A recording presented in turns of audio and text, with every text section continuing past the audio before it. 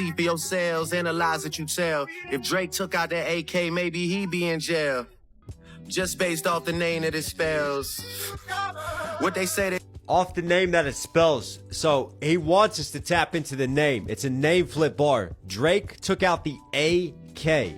Hello everyone, Kendrick Lamar just watched Drake pull off a wild move, dropping 3 albums in a single night, lighting up the CN Tower in Toronto like a movie villain on a takeover mission, and filling almost every corner of Iceman with shots that seemed aimed straight in his direction. The height jokes, the streaming talk, the conscious rap image, the Compton turkey giveaways, the bot farm chatter, all of it felt like it was pointing right at K-Dot and putting a spotlight on his name. Meanwhile, Kendrick still hasn't said a single thing. No post, no story, no surprise lyric sliding in at midnight, nothing at all. Complete silence. And fam, that silence is making more noise than almost anything in hip-hop right now because people remember what happened the last time this kind of energy showed up. Drake got loud, Kendrick stayed cool, and then the whole conversation shifted in a huge way.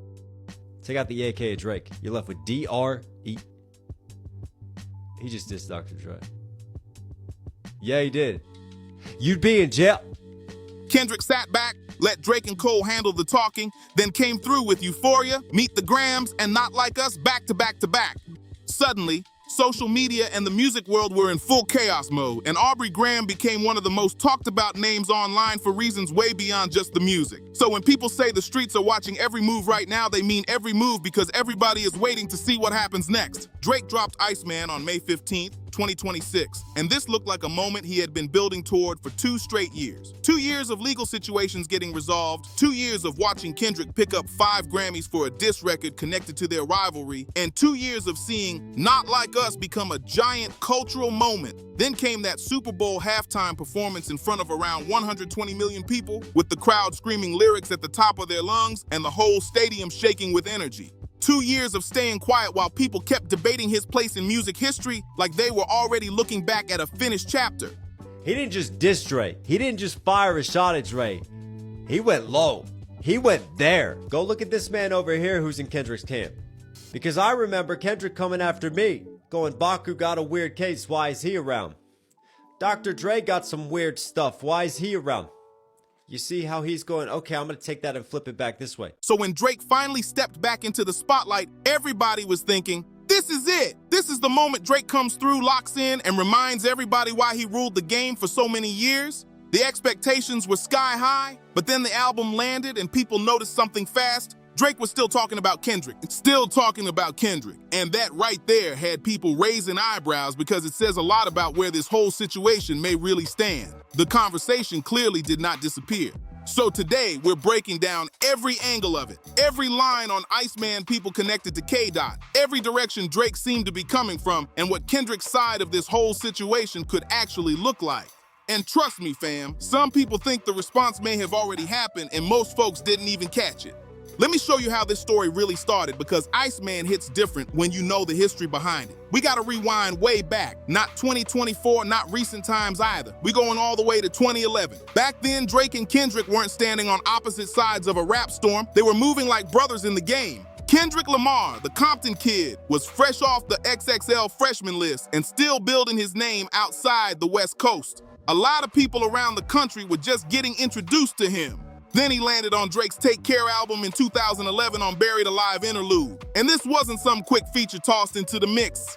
Kendrick had a full interlude to himself on one of Drake's biggest projects at the time. That showed there was real respect in the room.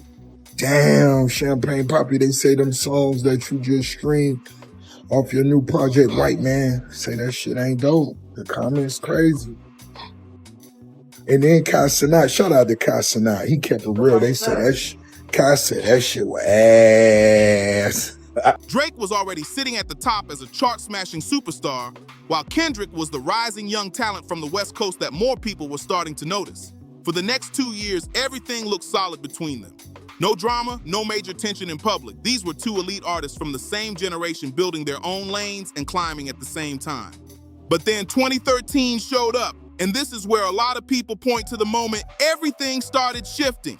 Kendrick Lamar dropped that verse on Big Sean's Control, and the whole rap conversation got flipped upside down. Suddenly, everybody was talking. Kendrick specifically named Drake as one of the rappers he wanted to challenge lyrically. It wasn't framed as personal issues or some deep personal conflict. Kendrick has always carried that competitive mindset. He raps like every verse is supposed to leave a mark that lasts. He called it friendly competition, but not everybody seemed to hear it the same way. People started feeling a different vibe after that. You could almost sense the energy changing little by little. Over the years, whenever Drake got asked about Kendrick, he'd usually keep it cool and say everything was fine. But fans stayed locked in because they kept picking apart lyrics and searching for hidden meanings. People kept saying the subtle shots and layered messages never really disappeared, and the tension always felt like it was sitting right under the surface. Then 2023 arrived and things got turned all the way up. Drake and J. Cole dropped First Person Shooter, and Cole delivered a line that, looking back now, some people feel changed everything. He put Drake, himself, and Kendrick together as the big three of modern rap. Three giants, three kings standing side by side on the same level. But for Kendrick, that looked like the point where a line got drawn in the sand. Kendrick Lamar has already responded to Drake's diss track about him, and he isn't impressed. The hype for the Iceman album has been building for a long time, but some people have posted some songs early. One of these songs is called 1 AM in Albany. It's a 5-minute track where Drake disses many different people. March 2024 changed the energy fast. Kendrick Lamar popped up on Future and Metro Boomin's joint project with Like That, and that record instantly shook the conversation. Then came the line that had social media going into full chaos mode. The big three is just Big Me. Boom! The spark was there and everybody started looking around wondering what was about to happen next. At first, a lot of people thought Kendrick was simply doing what top rappers do, talking with confidence and stepping into that competitive space. But later, many fans started looking back at that moment differently. Some felt Kendrick was approaching things with a much bigger mindset than people first realized.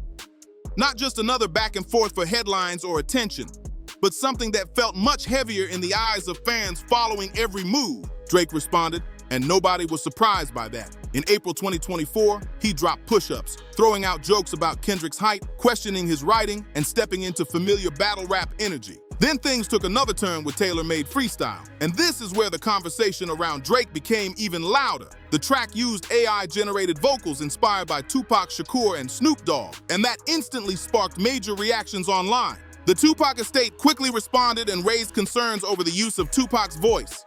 In the song, he goes for Kendrick and even mentions his height. One of the lines is, Muggsy Bogues dunked for once, even I'm a bit amazed. Someone gave this kid a raise. He's comparing Kendrick to a former basketball player who is known for being short. This song has caused a stir because it's bringing the beef back to life. Almost everyone thinks Drake lost the beef, so this could be a very risky move. Now, Kendrick has reacted to the diss. Under a clip of the song, he left a comment that said, Public reports described it as disrespectful, especially because Kendrick had often spoken with appreciation and respect toward Tupac's influence and legacy. Soon after, the track was removed and people across the internet started debating whether that decision had already shifted momentum before the main clash even reached full speed. Then, April 30th, 2024 arrived, and euphoria landed. 6 minutes and 13 seconds of Kendrick sounding like somebody who had a lot to say and had been holding on to those thoughts for a long time. The whole rap world immediately locked in. Kendrick came into euphoria with a completely different approach. No hook, no catchy melody, no extra layers stacked on top. He just started rapping and went straight into breaking down Drake's public image and the way people have debated parts of his identity and career over the years. He touched on topics fans had already argued about online for a long time, including questions around authenticity and cultural influence. The internet went into full discussion mode and timelines were moving at lightning speed because everybody suddenly had something to say. But Kendrick still wasn't finished. On May 3rd, 2024, 616 in LA arrived and added even more energy to the situation. At that point, people felt like Kendrick was fully locked in. Then Drake responded the same day with Family Matters, and he came back swinging with a long record packed with personal shots and serious claims aimed at Kendrick's personal life, image, and credibility. Making a fool out of yourself. It feels like he thinks Drake is just embarrassing himself by bringing the old beef back up. While Drake is trying to get him back for all the things Kendrick said in the past, Kendrick doesn't seem to care. Fans are now more curious than ever about whether this song will actually be on the final album, and if it is, it's about to get even more attention. But before you go, I want to know, do you think Kendrick will reply? Social media exploded again because fans immediately started breaking down every line and every possible meaning. If those claims had connected with people in a major way, many thought the impact could have been huge. But then something happened that made everybody stop and stare at their screens. Just around 20 minutes later, Kendrick dropped Meet the Grams. That's when people started saying this battle felt different from a normal rap clash. Fans quickly noticed that Kendrick seemed extremely prepared. The track was structured like a message aimed toward members of Drake's family rather than Drake himself, which immediately got people talking. The song also included major allegations and controversial claims that sparked intense debate online, with listeners rushing to separate rumor, strategy, and verified facts as the rap world watched the situation unfold. Then May 4th, 2024 hit, and Not Like Us arrived like a shockwave through the music world. One lyric from the track instantly took over headlines and social media, with people repeating it everywhere and debating it non-stop. But it wasn't just one line that had people locked in. The entire song hit with massive energy. Kendrick jumped on a DJ Mustard beat that felt impossible to ignore, and suddenly even people who normally never followed rap battles were tuning in and pressing play. This thing had a melody people remembered, a chant people repeated, and an energy that felt closer to a giant crowd anthem than a traditional diss record. Drake had spent years building a reputation as one of the biggest hitmakers in music, known for crossover records, huge chart moments, and songs that reached every corner of pop culture. Then fans started saying Kendrick flipped the script in a surprising way.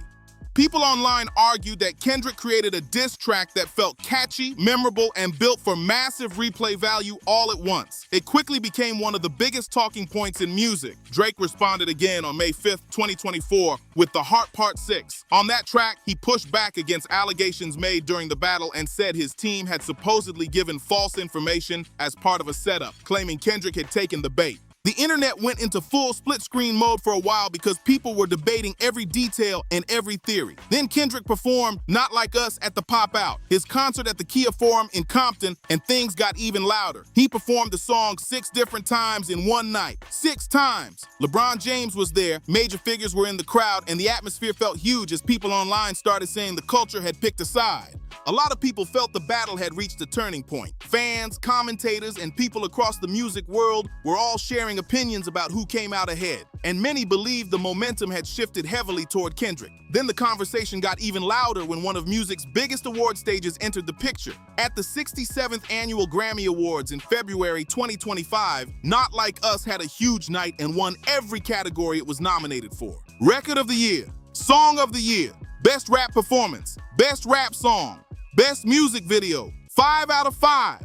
And people everywhere were reacting because this wasn't just another chart hit being celebrated. A diss track connected to one of rap's biggest rivalries had suddenly become one of the most recognized songs of the year.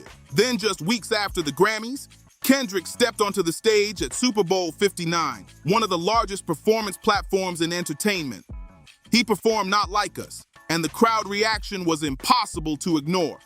The audience loudly joined in with lyrics from the song, creating one of the most talked about moments of the night. Serena Williams, who had previously been publicly linked to Drake through long-standing rumors, also appeared during the performance and sparked even more conversation online. As several music commentators described it, many viewed the scale of this moment as one of the biggest public shifts ever seen in a rap rivalry, with the discussion stretching far beyond music circles and into mainstream culture. That was the situation surrounding Drake when Iceman finally entered the picture. After the Super Bowl moment in February 2025, all the way up to Iceman dropping in May 2026, Drake stayed fairly quiet when it came to major solo records and direct musical responses. He released a collaborative project with Party Next Door on Valentine's Day 2025 called Some Sexy Songs For You, but many fans didn't view that project as the huge comeback moment people had been waiting for.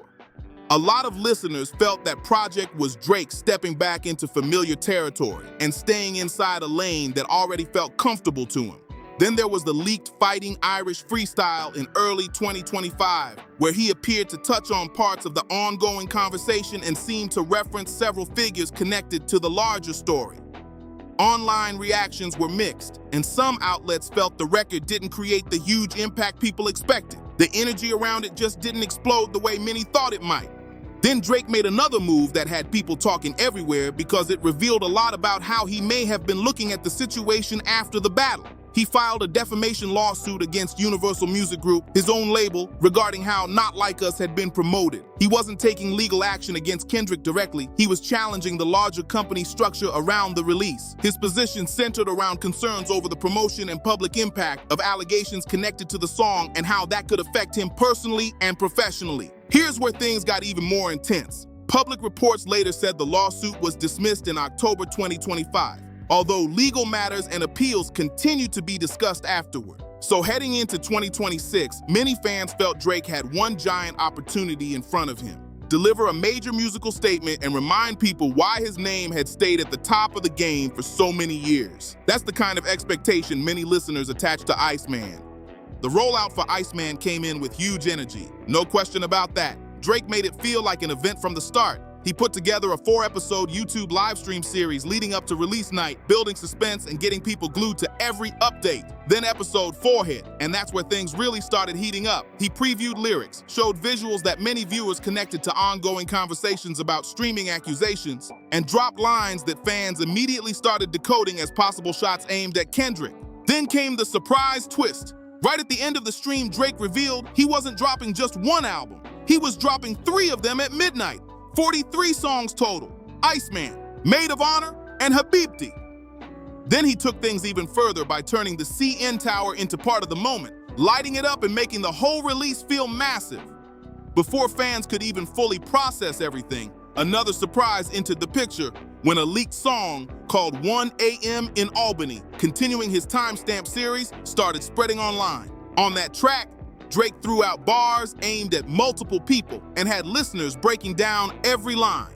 He referenced Kendrick's height, made comments involving LeBron, brought up Dr. Dre, and had social media detectives moving into overdrive trying to connect every lyric to larger stories. The energy felt like Drake stepping fully into battle mode and making sure everybody knew he had something to say. The stage was set, the culture was locked in, and then Iceman officially arrived.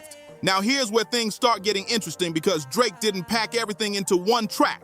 Fans quickly noticed that the lines people connected to Kendrick seemed spread throughout different songs, almost like pieces of a larger puzzle. You had to put everything together to understand the angle people believed Drake was coming from.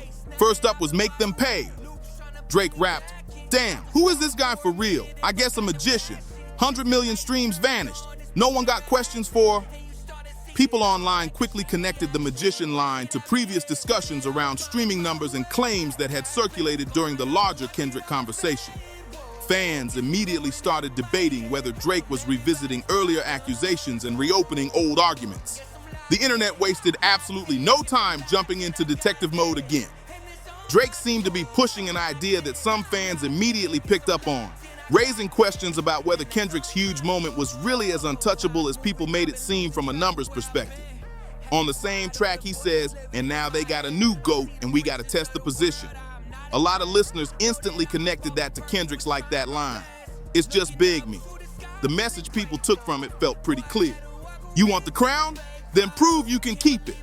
That was the kind of energy fans believed Drake was aiming for. Then came another shot on Dust. Drake raps, "What was the year you said you had slaps? 'Cause I don't remember it going like that. I don't remember one word of your raps." This one hit with straight up petty energy, and many people felt that was exactly the point. Listeners interpreted it as Drake questioning Kendrick's impact outside of the battle itself, suggesting that the diss records created more conversation than the rest of the music. Of course, online reactions moved fast. Since Kendrick had already received major recognition during this whole period, many fans immediately pushed back and started debating the line all over social media. The timelines were moving wild again. Then there were the height jokes, and those kept showing up too. On 1 a.m. in Albany, Drake referenced Muggsy Bogues with, "Muggsy Bogues dunked for once, even I'm a bit amazed. Someone give the kid a raise." Muggsy Bogues is known as the shortest player in NBA history, so fans quickly interpreted this as another shot at Kendrick's height. What's interesting is that people noticed Drake had used a similar angle before, which immediately sparked another wave of reactions and conversations online. Then came the fourth shot, and this one had people talking hard because it touched on something much deeper than jokes or chart numbers. During episode 4 of Drake's live stream, he previewed a line that instantly grabbed attention. "White kids listen to you because they feel some guilt, and that's how your soul get fulfilled. Handing out turkeys on camera inside of your hood, then you go back to the hills."